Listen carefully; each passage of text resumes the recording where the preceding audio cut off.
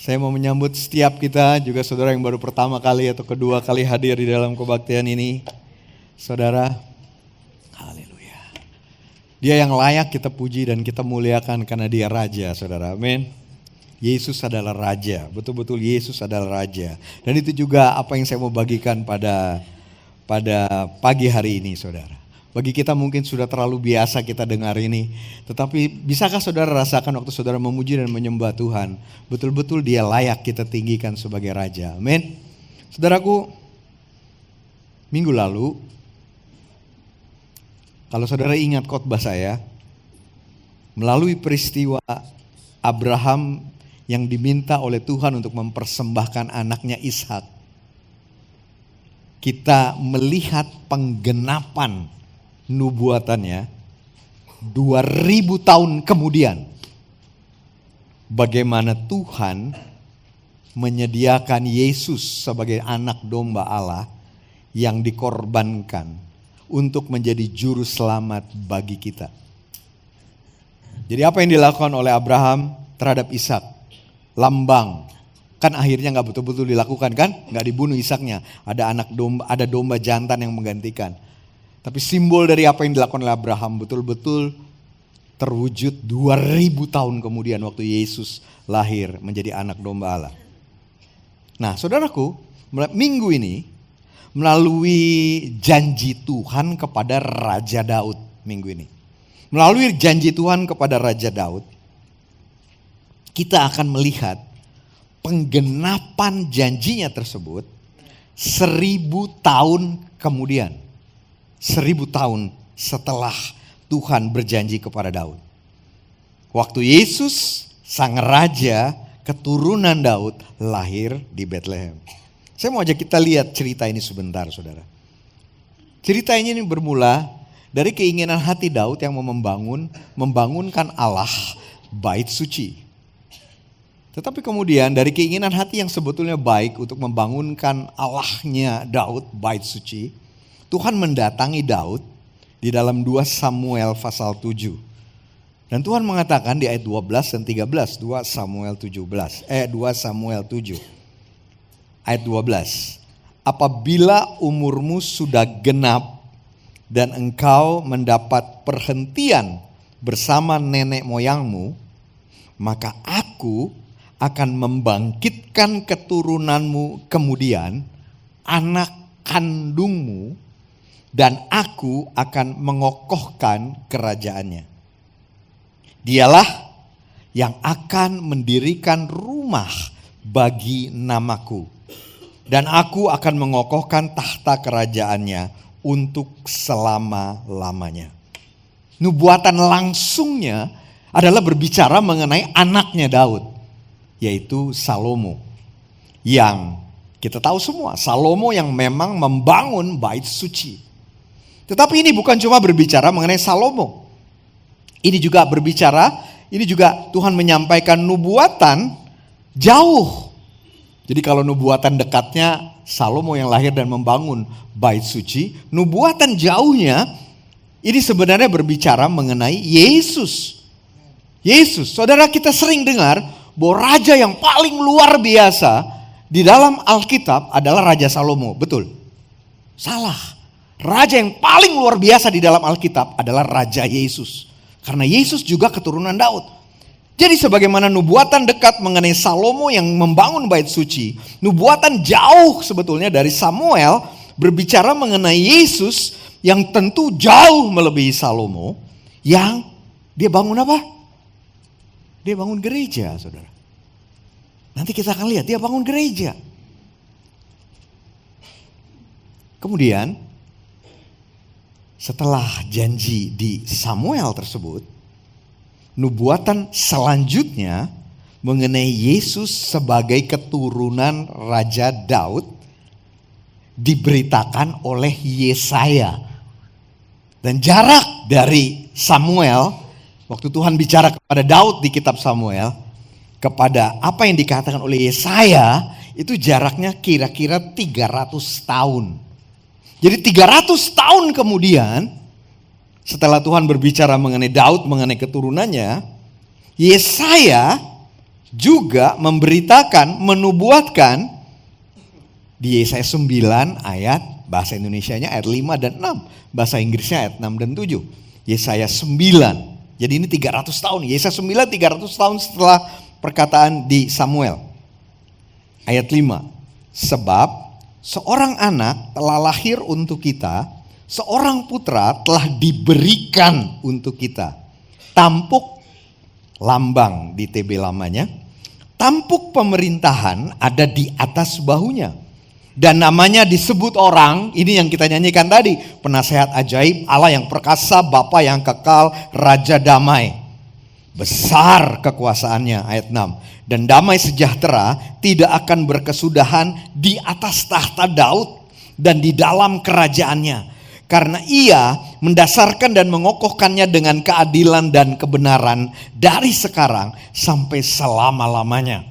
Dan ayat ini ditutup dengan kata-kata ini. Kecemburuan Tuhan semesta alam akan melakukan hal tersebut. Hal itu.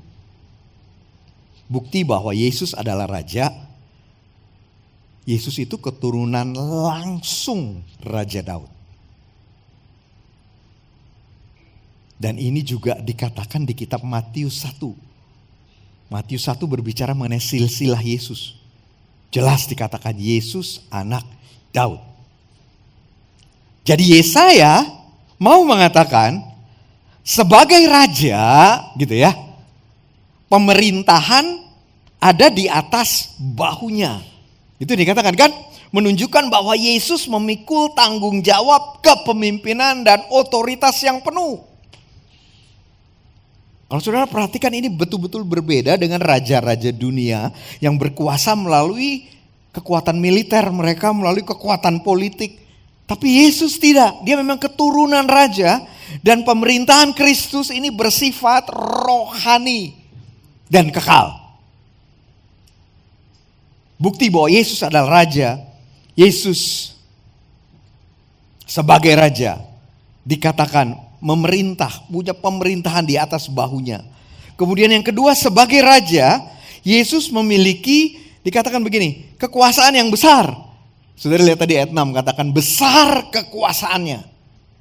Nah, yang berarti tidak ada batas di dalam pertumbuhan, di dalam perkembangannya. Yang maknanya dalam bahasa Inggris, kata besar kekuasaan ini, makna sesungguhnya dalam bahasa Inggris menunjukkan bahwa kerajaan Kristus itu tidak statis tapi dinamis. Dan terus bertumbuh, terus berkembang. Apa yang bertumbuh? Apa yang terus bertumbuh? Apa yang terus berkembang? Apa saudara? Tadi saya sudah sampaikan apa yang Yesus bangun? Gereja. Jadi yang terus bertumbuh dan berkembang adalah gereja.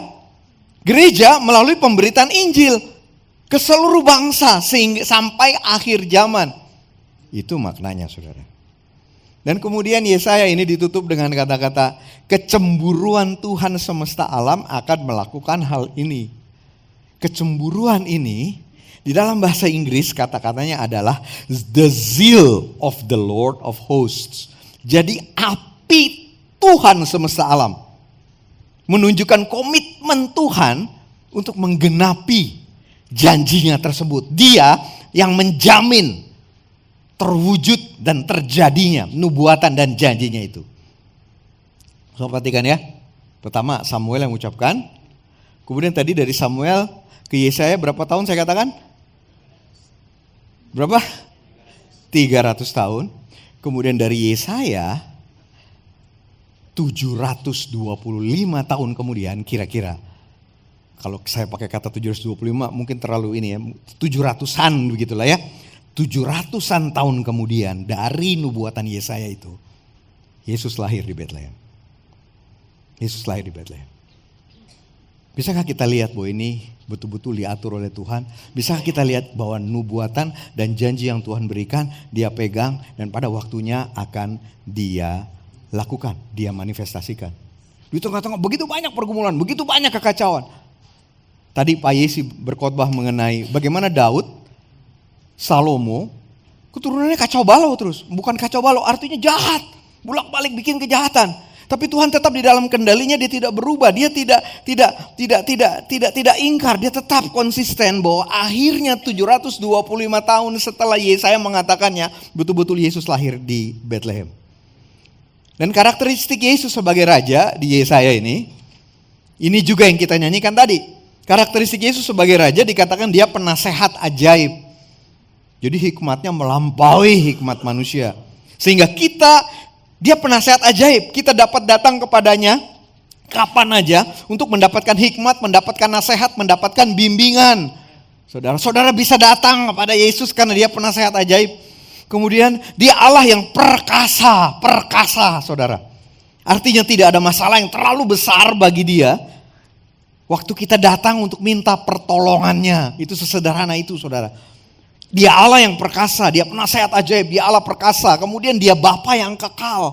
Bapa yang kekal berbicara mengenai dia pelihara, bicara mengenai dia lindungi, bicara mengenai dia sediakan. Dan pemeliharaan, perlindungan, penyediaannya ini tidak akan berakhir bagi kita. Kita memiliki jaminan pemeliharaan, perlindungan, penyediaan Tuhan selamanya. Dan kemudian yang keempat tadi karakteristiknya adalah Raja Damai. Raja Damai bukan hanya memberikan damai di dalam keadaan tenang, tetapi dia juga memberi damai di dalam keadaan chaos, kacau. Bahkan Yesus yang mendamaikan manusia termasuk kita dengan Allah. Yang mau menyatakan bahwa damai sejati, damai yang sesungguhnya hanya bisa kita dapatkan di dalam hadiratnya. Damai yang sesungguhnya bukan didapatkan dalam keadaan baik. Damai yang sesungguhnya cuma bisa kita dapatkan di dalam hadirat Tuhan. Nah, saudaraku, jadi sebagai kesimpulan, makna Yesus sebagai Raja bagi kita saat ini, itu yang lebih penting buat kita mungkin. Betul gak? Apa jadinya makna Yesus sebagai Raja bagi kita? Saya tadi sudah sampaikan kepada saudara sejarahnya, ceritanya. Berapa tahun-tahun yang luar biasa itu yang menyatakan kepada kita bahwa janji Allah tidak pernah gagal. Sekali lagi ya, janji Allah tidak pernah gagal. Kalau Tuhan berjanji, dia akan tepati saudara. Dia akan pegang kata-katanya. Tidak peduli seperti apa, kapan Tuhan berjanji kepada saudara dan kelihatannya kok gak terjadi. Dia akan tepati pada waktunya. Janji Allah tidak pernah gagal. Kalau Allah setia dengan janjinya kepada Daud, dia juga pasti setia dengan janjinya kepada kita. Karena itu ayo recall kembali apa yang saudara tahu Tuhan janji kepada saudara. Dan dari mana saudara dapat janji Tuhan buat saudara? Dari mana saudara dapat? Dari firman Tuhan. Dari firman Tuhan yang berbicara kepada saudara. Dari firman Tuhan yang saudara berani imani. Dari firman Tuhan yang saudara baca terus saudara berani katakan ini untuk saya. Saudara, berapa banyak orang baca Alkitab tapi dia tidak pernah betul-betul berani mengatakan bahwa janji yang Tuhan katakan itu juga untuk saya. Cuma sedikit itu. Bukan cuma baca, bukan cuma tahu, tapi melangkah dikit lagi dengan janji ini saya percaya juga untuk saya. Kalau itu yang kita percaya, Tuhan setia, dia akan tepati pada waktunya saudara. Kalau Allah setia dengan janjinya sekali lagi kepada Daud, dia juga setia dengan janjinya kepada kita. Nah saudara ingat minggu lalu waktu saya khotbah, ada satu statement yang saya sampaikan kepada saudara yang saya dapat dari Jumat. Jumat ini, saya recall sebentar ya. Jumat ini punya anak sekolah SMA di Jepang. Begitu. Sudah kelas 12 sekarang di Jepang. Jadi masuk ke perguruan tinggi negeri, mendaftar di universitas yang namanya Universitas Rikyo di Jepang. Dan pendaftaran yang dia lakukan, dia mendaftar bersama dengan 120 orang Jepang. Kadang-kadang kita aja kalau dengar saingan kita orang Jepang udah agak minder ya. 120 orang saingannya dan yang diterima hanya 15 orang. Jadi saya cerita minggu lalu betapa keadaan emosinya naik turun. Kadang-kadang percaya bisa masuk, kadang-kadang wah nggak bisa masuk, nggak bisa naik turun. Dan saudara ingat dalam keadaan naik turun emosinya itu, tiba-tiba ayahnya ini dapatkan statement yang dia percaya betul-betul Tuhan sampaikan kepada dia untuk disampaikan kepada anaknya. Dan statementnya apa? Saudara ingat gak saya katakan apa? Statement yang dia dapatkan adalah we can be hopeful because he is faithful. Kita dapat penuh dengan pengharapan karena dia setia. Dan itu yang saya bagikan kemarin. Betapa statement ini, kalimat ini, we can be hopeful because he is faithful ini menenangkan situasi. Membuat up and down-nya berhenti, jadi mulai stabil, mulai mempercayai Tuhan, mempercayai kesetiaan Tuhan. Saya khotbah itu hari Minggu. Ya, ada yang ingat kan? Saya khotbah ini hari Minggu. Tapi pengumumannya belum. Pengumumannya hari Senin. Makanya setelah saya khotbahin itu, jujur ya, saya deg-degan. Udah kadung saya ceritain lagi ke jemaat. Terus gimana kalau manusia ya? Jadi hari Senin, langsung saya WhatsApp. Bagaimana hasilnya? Allah turut bekerja dalam segala sesuatu, walaupun tidak diterima pasti ada maksud Tuhan. Saya sudah mulai menyiapkan diri saya. Balasan dari Pak Ridwan untuk anak yang ini, anaknya namanya Darren. Pak, we can be hopeful because he is faithful. Darren diterima, Pak. Waduh.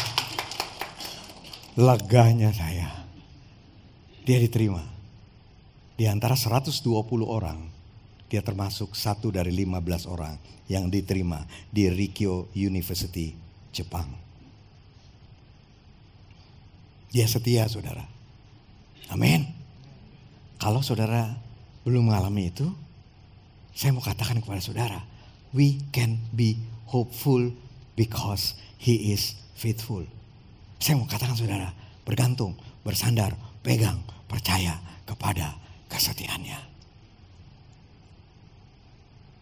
Dan yang sangat penting sebetulnya, dia begitu setia kepada kita.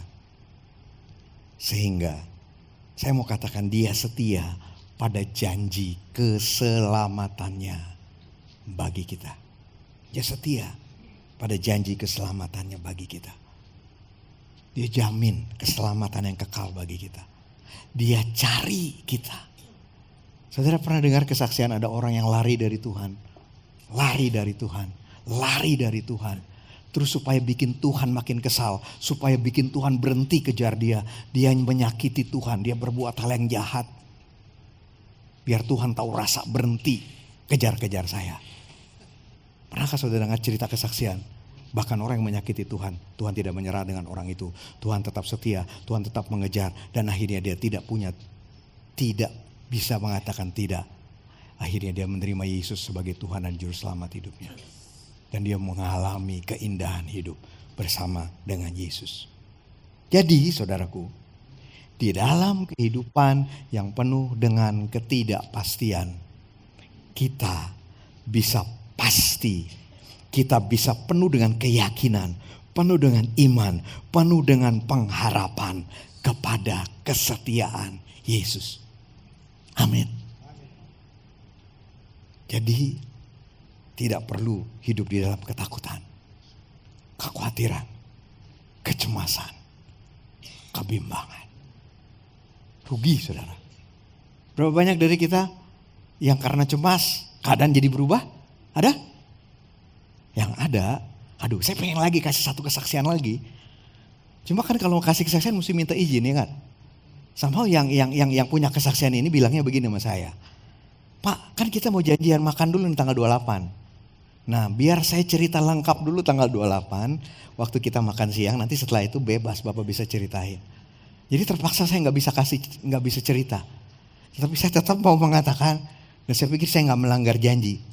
Bahwa ada janji yang Tuhan berikan, kemudian orang ini janjinya 1 bulan gak terjadi, 2 bulan gak terjadi. Kan ngeri-ngeri sedapnya di situ, betul gak? Bukan judul film, tapi begitu kan? Betul gak saudara? Ngeri-ngeri sedapnya adalah Tuhan janji hari ini, besok terjadi. Enggak gitu kan? Tetapi Tuhan janji kemarin, hari ini enggak terjadi, besok enggak terjadi, minggu depan enggak terjadi, 1 bulan enggak terjadi, makin mepet enggak terjadi. Begitu kan? Wah, ini jadi bocorin nih. Tapi saya enggak cerita kan? Enggak cerita. Saya cuma mau bilang, di dalam masa penantian dia begitu gelisah, dia begitu cemas. Tetapi kemudian tiba-tiba Tuhan mewujudkan janjinya. Dan pada waktu janji Tuhan itu betul-betul dia alami. Dia mengatakan, ya ampun, berbulan-bulan cemas, gak ada gunanya sebetulnya. Ada kepastian saudara, kepada kesetiaan Tuhan. Amin, saudaraku. Nah, biarlah ini menjadi makna juga bagi kita dalam konteks Yesus sebagai Raja. Janji Allah tidak pernah gagal, Dia setia.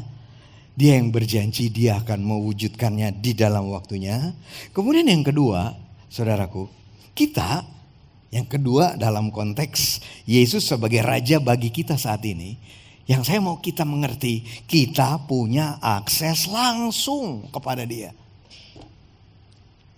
Dia Raja tuh kapan? Betul, dia akan memerintah dalam arti sesungguhnya nanti. Betul gak? Nanti kan, kalau dia udah datang kedua kali. Tetapi dia sebagai Raja tuh gak perlu nunggu nanti. Sekarang dia itu Raja kok dalam hidup kita. Sehingga, dan kita mesti mengerti kita punya akses langsung kepada dia sebagai Raja. Artinya, kalau saudara tahu saudara punya akses langsung kepada dia, sang Raja itu. Saudara punya akses langsung kepada hikmatnya. Saudara bisa minta hikmat, minta nasihat, minta bimbingan, dan dia akan berikan kepada saudara. Artinya, kalau saudara punya akses langsung kepada dia sebagai Raja, saudara bisa dapatkan kekuatan di dalam menghadapi masalah saudara. Ingat tadi apa kata-katanya? Dia Allah yang perkasa saudara. Dia lebih besar dari masalah apapun juga di dalam hidup kita. Kita bisa menghadapi tantangan kehidupan dengan berani, dengan iman, bukan dengan ketakutan dan kekhawatiran. Kita bisa, waktu kita akses langsung kepada dia, kita bisa dapatkan kekuatan di dalam kita menghadapi masalah. Kemudian, kalau karena kita punya akses langsung kepada dia, kita juga kita mendapatkan damai yang sesungguhnya. Damai yang sejati di tengah-tengah kekacauan. Damai. Seringkali breakthrough di dalam kehidupan saudara dimulai dengan keadaannya masih chaos atau bahkan makin chaos. Tapi Tuhan berikan damainya ke dalam hati saudara. Dan bagi Tuhan itu yang lebih penting. Memberikan damainya. Supaya saudara tahu. Dia adalah Raja damai yang sesungguhnya. Bahwa dialah sumber damai yang sesungguhnya. Jadi di tengah krisis, mari kita pilih untuk masuk dan tinggal di dalam hadiratnya. Nah, kalau mau dapat damainya Tuhan, mesti masuk ke dalam hadirat Tuhan.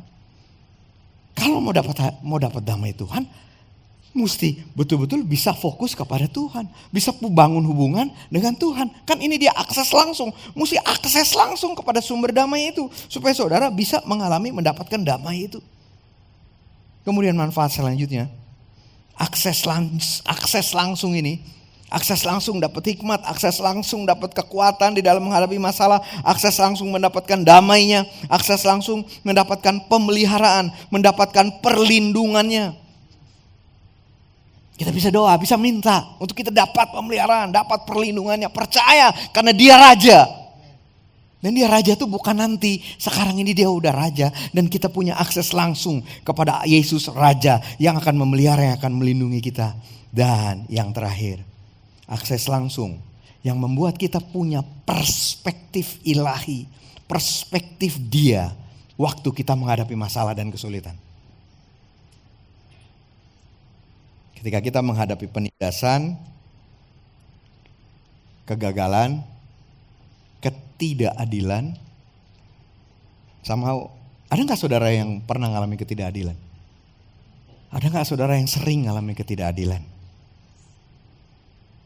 Kita punya akses langsung kepada dia dan kita bisa bertanya kenapa saya terus mengalami ketidakadilan. Dan dia akan memberikan perspektif ilahinya. Karena akhirnya dia akan membela saudara, dia akan memperjuangkan hak saudara. Dia akan berperang buat saudara.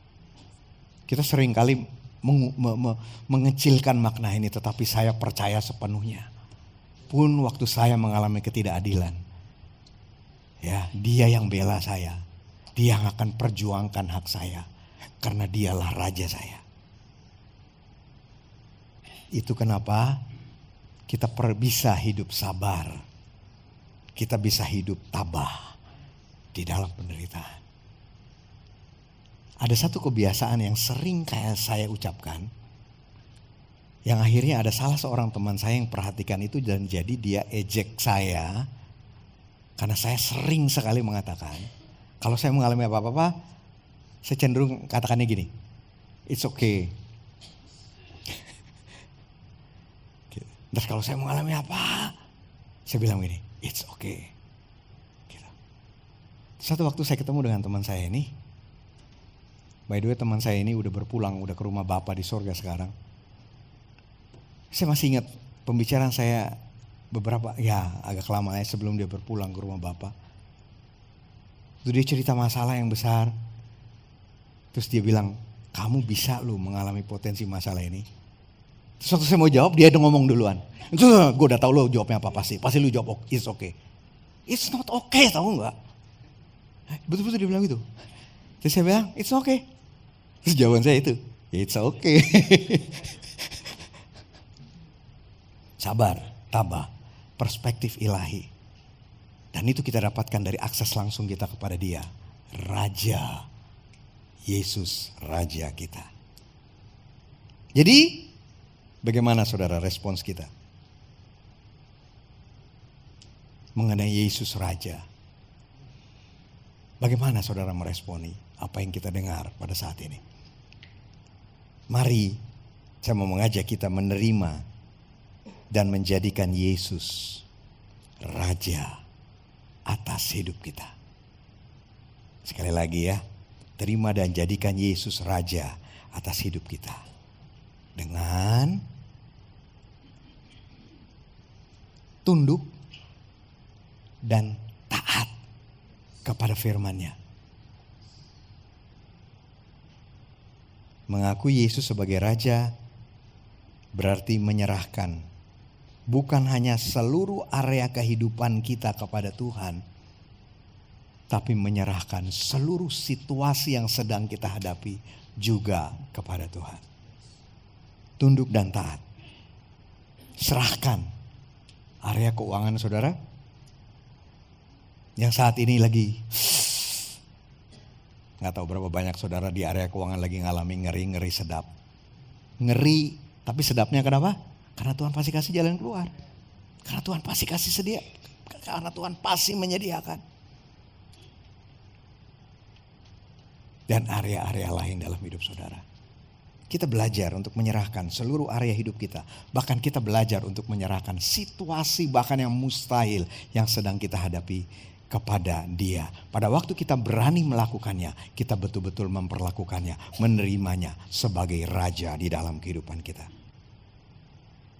Respons yang kedua,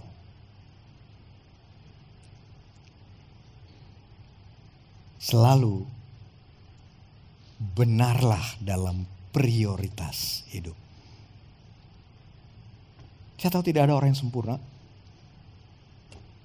Jadi kalau saya bilang selalu benarlah dalam hidup, wah kita punya kelemahan. Bukan benar dalam hidup, benar dalam prioritas. Saya percaya ini bisa, karena ini adalah keputusan. Karena ini yang Tuhan Yesus katakan, carilah dahulu apa? Kerajaan Allah dan kebenarannya, maka semuanya, sisanya, yang lain-lain akan ditambahkan kepadamu. Itulah prioritas yang benar. Biarlah kerajaan Allah bukan kekhawatiran, tetapi juga bukan ambisi pribadi. Tetapi juga bukan kesuksesan duniawi. Tetapi kerajaan Allah yang menjadi prioritas hidup kita.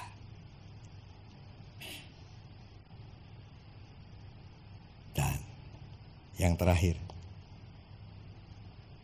Dua yang terakhir. Mari kita punya keyakinan akan kemenangan akhir. Akhirnya menang, saudara. Mari kita punya keyakinan itu. Karena dia, Yesus, adalah Raja kita. Keyakinan akan kemenangan, akhirnya menang bagi kita, tapi juga bagi gereja. Keyakinan akan kemenangan akhir bagi gereja. Saudaraku, saya banyak belajar bahwa di tengah-tengah kemunduran, di tengah-tengah tantangan di dalam pelayanan, di tengah-tengah kesulitan yang dihadapi di dalam pelayanan saya, di dalam gereja, banyak saudara yang mengerti kesulitan yang pernah kita alami sebagai gereja.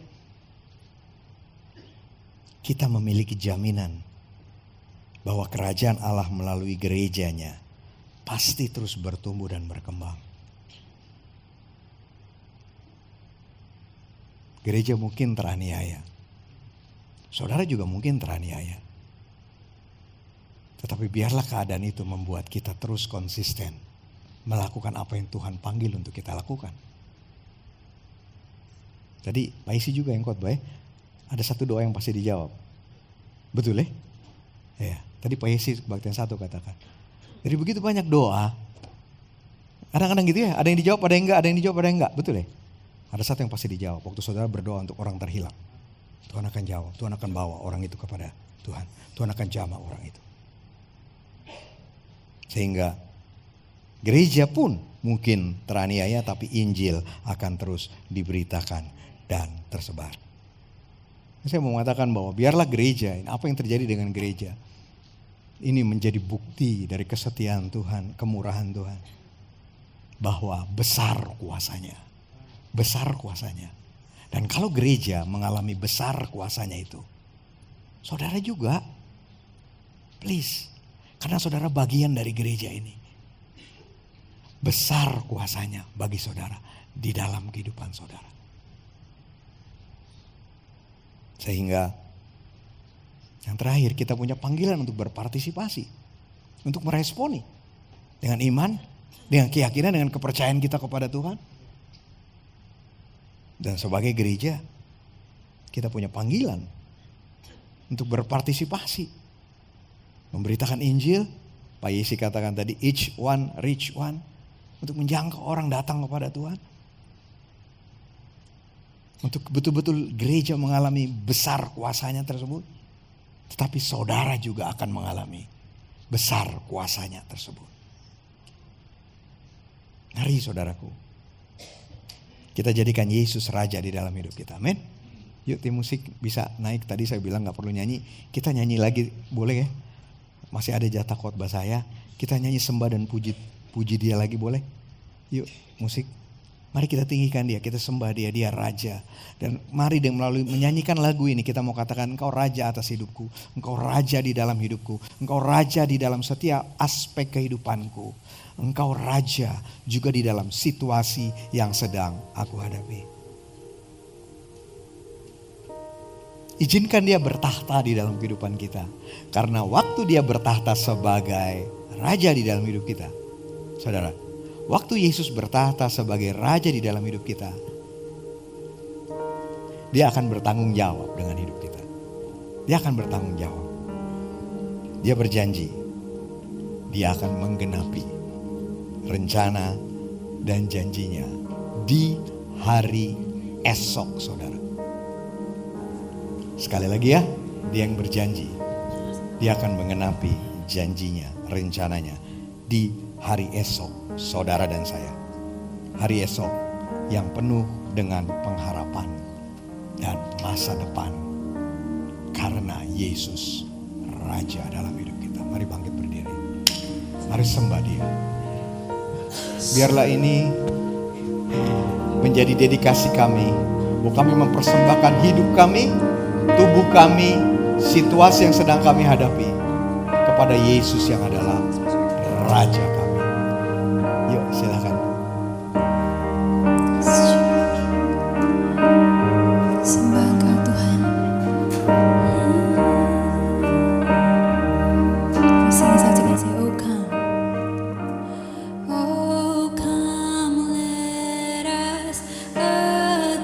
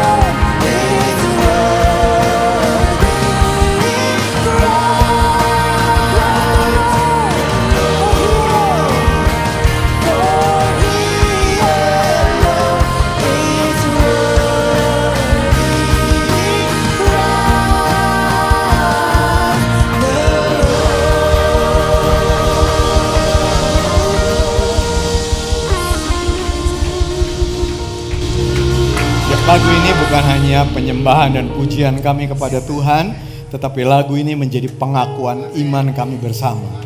Bahwa Yesus Tuhan, bahwa Yesus Raja di setiap area kehidupan kami. Di dalam setiap circumstance, situasi yang sedang kami hadapi. Dan kami akan terus meninggikan Engkau, memuliakan Engkau, Yesus Raja kami. Dan aku berdoa Tuhan, biar kami mengakhiri tahun ini bersama-sama dengan betul-betul memproklaim ini dengan kuat, bahwa Yesus Raja atas hidup kami. Dan kami betul-betul mengalami, menikmati Yesus Raja di dalam hidup kami dan keluarga kami. Terima kasih Bapa, di dalam nama Tuhan Yesus. Amin. Amin.